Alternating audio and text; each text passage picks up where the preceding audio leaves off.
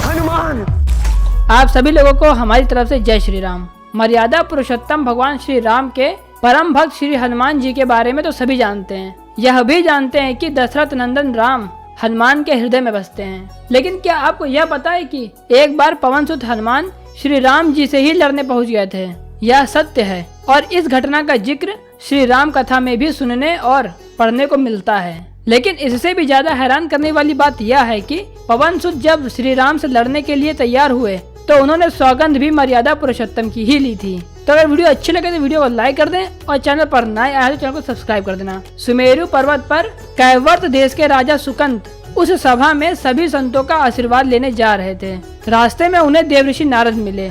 नारद और सुकंत के कुछ वार्तालाप के बाद उन्होंने कहा कि जिस सभा में जा रहे हो उसमें सभी को प्रणाम करना, लेकिन ऋषि विश्वामित्र का अभिवादन बिल्कुल भी मत करना। इस पर सुकंत ने पूछा कि यह तो उचित नहीं है। तब नारद जी ने कहा कि तुम भी राजा हो, वह भी पहले राजा ही थे, अब संत हो गए हैं, मत करना प्रणाम। राजा सुकंत ने वैसा ही किया। सभा के समाप्त होते ही विश्वामित्र जी श्री राम से मिलने पहुंच गए। वहां पहुंचकर उन्होंने श्री राम जी से बताया कि उनका अपमान हुआ है। वह इसे भूल भी जाते, लेकिन यह तो संत परंपरा का अपमान है। राम जी ने पूछा कि किसने आपका अपमान किया? तब विश्वामित्र जी ने कहा, पूछ कर करोगे भी क्या? इस पर श्री राम जी ने कहा कि गुरु जी, आपके चरणों की सौगंध लेकर प्रतिज्ञा करता हूँ, जो सिर आपके चरणों में नहीं झुका है उसे काट दिया जाएगा। कल सुबह मैं उसका वध कर दूंगा। अब श्री राम की इस सौगंध का जैसे ही राजा सुकंत को पता चला, वो नारद मुनि को ढूंढने लगे। व्याकुल होकर जब वह रोने लगे तब नारद जी प्रकट हुए। सुकंत ने हाथ जोड़कर उन्हें सारी बात कह सुनाई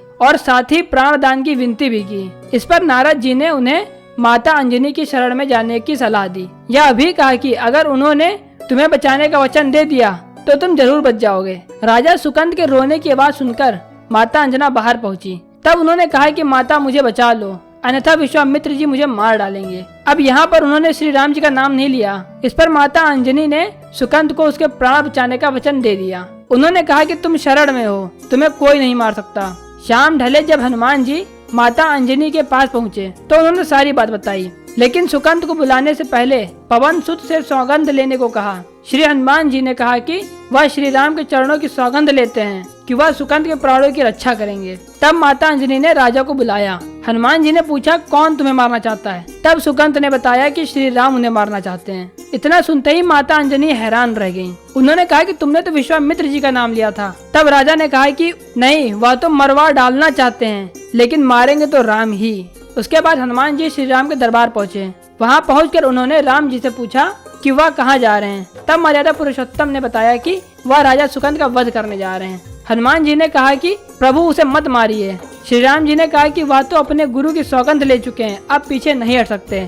फिर हनुमान जी ने कहा कि प्रभु, मैंने उसके प्राणों की रक्षा के लिए अपने इष्ट देव यानी कि आपकी सौगंध ली है। तब श्री राम जी कहते हैं कि ठीक है, तुम अपना वचन निभाओ, मैं अपना वचन निभाऊंगा। उसके बाद होता है एक भयंकर युद्ध।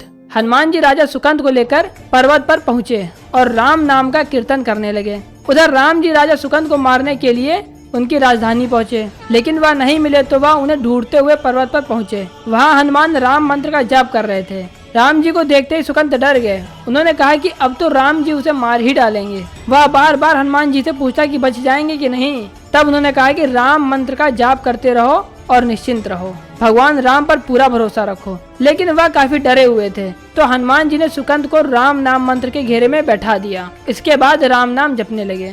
राम जी ने राजा सुकंत को देखकर जब बाण चलाना शुरू किया तो वह राम नाम के मंत्र के आगे विफल हो जाते हैं। राम जी हताश हो गए कि क्या करें। कुछ रामायणों में ये भी बताया गया है कि यह दृश्य देखकर श्री लक्ष्मण जी को लगा कि हनुमान जी भगवान राम को परेशान कर रहे हैं, तो उन्होंने स्वयं ही हनुमान जी पर बाण चला दिया। लेकिन यह क्या, उस बाण से पवन सुत की बजाय श्री राम जी मूर्छित हो गए। यह देखते ही लक्ष्मण जी दौड़ पड़े और देखते हैं कि बाण तो हनुमान जी पर चलाया था, लेकिन मूर्छित राम जी कैसे हो गए। तब उन्होंने देखा कि पवन सुत के हृदय में तो श्री राम जी बसते थे।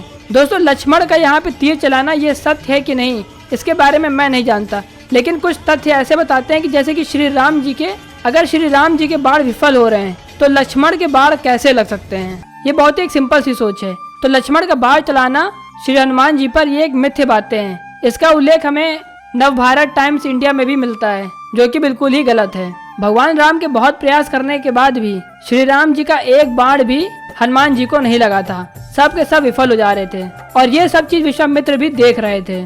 उसके बाद राम जी ने हनुमान जी से कहा कि जिसे तुम अपनी गोद में बिठा लो उसके सिर पर तो मुझे हाथ रखना ही पड़ेगा। विश्वामित्र जी भी यह सब देखकर प्रसन्न हो गए और बोले, राम इसे क्षमा कर दो।